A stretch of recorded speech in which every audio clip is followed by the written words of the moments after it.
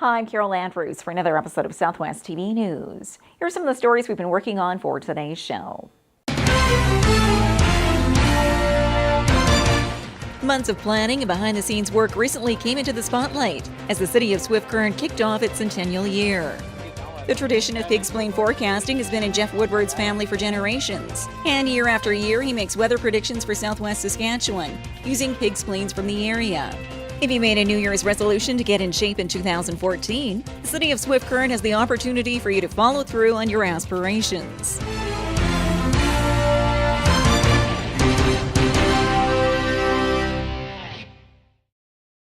Thanks for joining us here today. 2014 is Swift Current Centennial, and the year-long celebration kicked off with a special event at the iplex.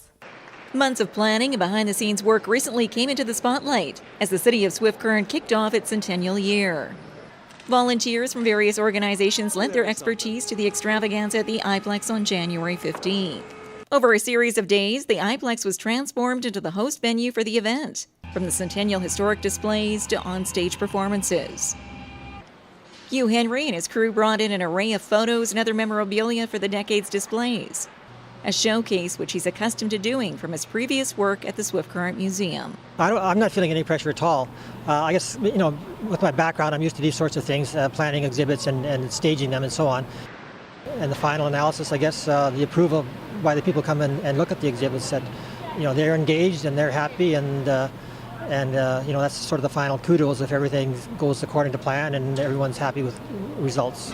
The arts community also came together for an array of theatrical performances for the Extravaganza. And following a series of rehearsals, the crew was also striving towards one goal.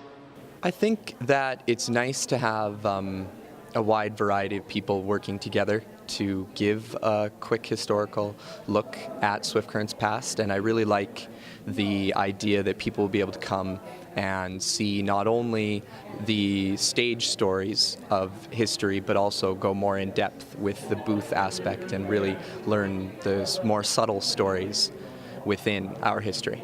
And once the official day arrived at the city centennial, a crowd of approximately 3,000 made their way through the iplex for the Extravaganza, an event which had something for the entire family, from children's games, exhibits, to souvenir booths.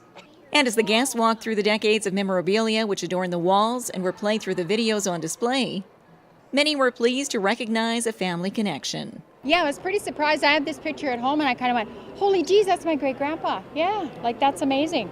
He was back here. He worked on the 76 ranch and stuff, and all the old pictures are just so nice. I'm so into this, so it's going to be cool. This picture here, my sister-in-law used to work in this little restaurant here for quite a few years, and then my brother-in-law was the barber in this little barber shop that was in the Healy here.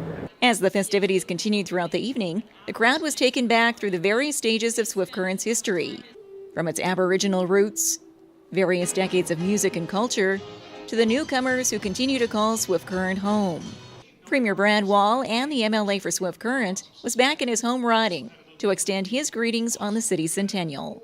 I was born and raised here, and this city has given a lot to me, from the education system to, lifelong friends, and it really was a bit of a platform, gave everything I needed in terms of a platform to be able to have some dreams come true that I maybe never would have expected might come true. So this is my hometown, and it's a proud night for the whole community, I think, but it's great to be here. The evening was also a homecoming for many, as former Mayor Paul Elder joined in the festivities. Elder, who spent 18 years on city council, including 9 as mayor, was impressed with the growth of the city and was proud to have played a role in the community's overall history. Today was just so wonderful, driving around and seeing all of these things that we put in place, like the plans for a new hospital that I spent tons and tons of time out in the municipalities in Southwest Saskatchewan raising funds for. And to drive up to that hospital and the new schools and just everything, all of the commercial environment, this place is thriving. And now that the official launching of the city centennial has taken place, the celebration will continue in the coming months. Yeah, certainly there's the homecoming at the end of June. It's being planned in conjunction with Frontier Days. And certainly Frontier Days is a very historic part of our community. And that's a time where we're inviting people to come back to Swift Current. And we're so much looking forward to seeing our kids who have left, seeing our friends who have left, other members of our community that we're fond of, and reconnecting with them around an event like this. The final of 3 major events coinciding with Swift Current Centennial will take place in late November in partnership with the DBA and the Christmas tree lighting. More details on Swift Current Centennial, registration for the homecoming weekend, and a showcase of various Centennial videos are all available online.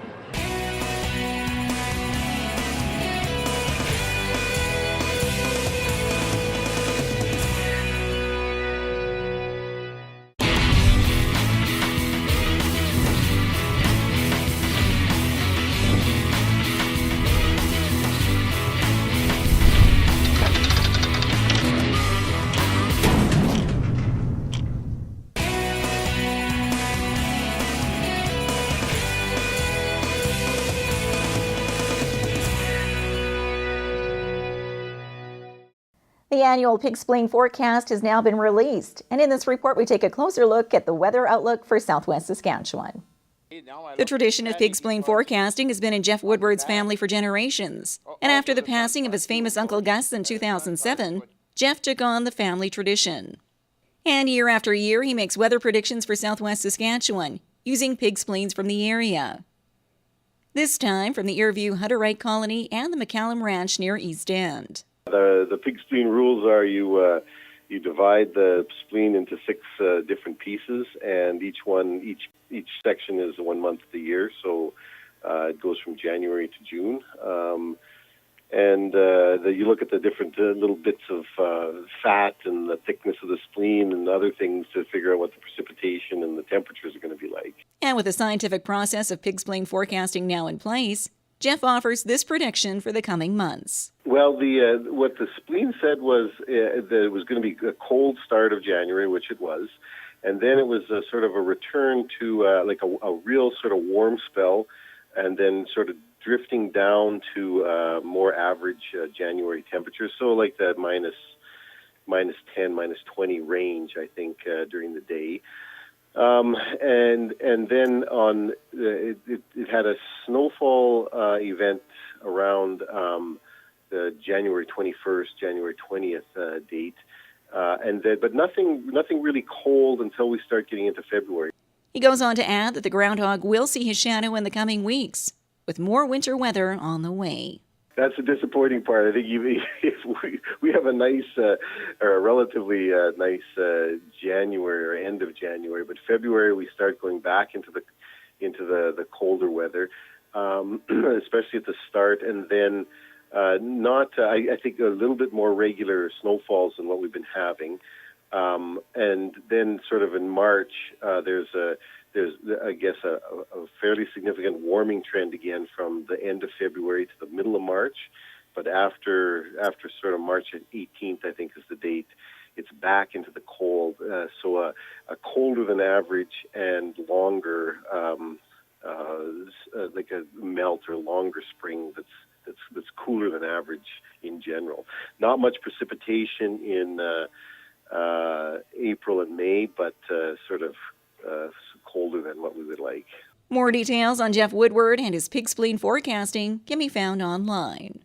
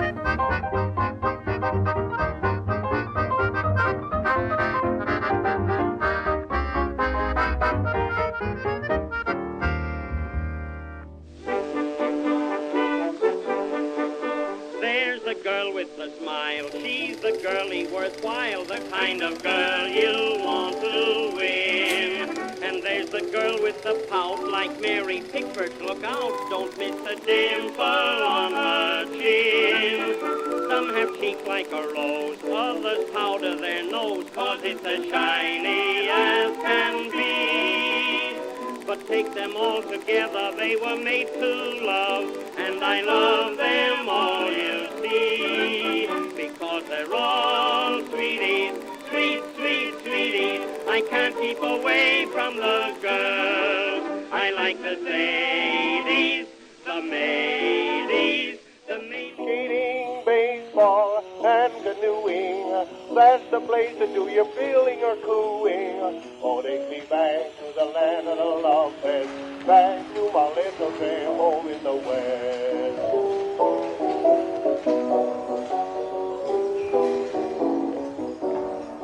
I love the little girlie in Hawaii land. She has such wondrous charm. I loved another girlie down in Michigan, when I lived down on the farm. But the real girl lives on the western plain, out among the golden grain. Can't you hear the steamboat calling me? I gotta go back again. Oh, take me back to the land of promise, back to the land, the ice and the snow. There you and I together will wander down. Grow pale, my heart grow old. My dream is o'er, to live no more. Last night was the end of the world.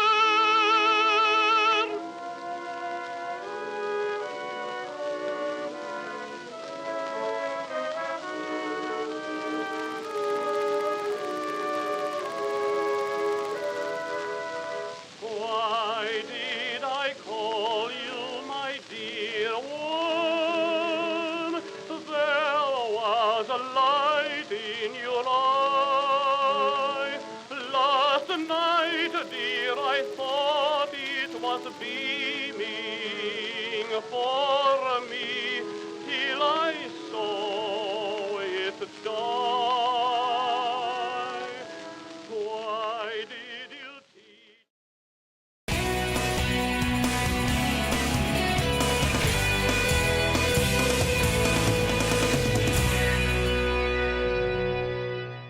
Getting active in 2014 is kicking off on a positive note in Swift Current, with an annual fitness challenge now underway. If you made a New Year's resolution to get in shape in 2014, the City of Swift Current has the opportunity for you to follow through on your aspirations. The second annual Wellness Challenge is underway, with 46 teams and 450 individuals already registered.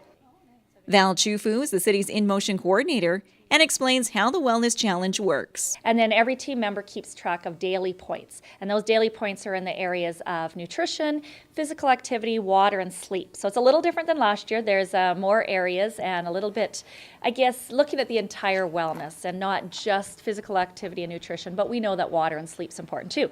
So they keep track. They have kind of a journal and they keep track of every day of their points. Then every week they let their captain know. And then for me, I only get the mid reports and then the very end. So the mid reports kind of letting everybody know where you are in the competition and how you're doing. And then at the very end, we'll gather all the numbers and find out who the winners are. At the end of the competition, a range of prizes will be awarded for the top 5 individuals and overall winning team. The Swift Current Wellness Challenge runs until February 23rd. And anyone still interested in participating can do so by registering with Val Chufu through email.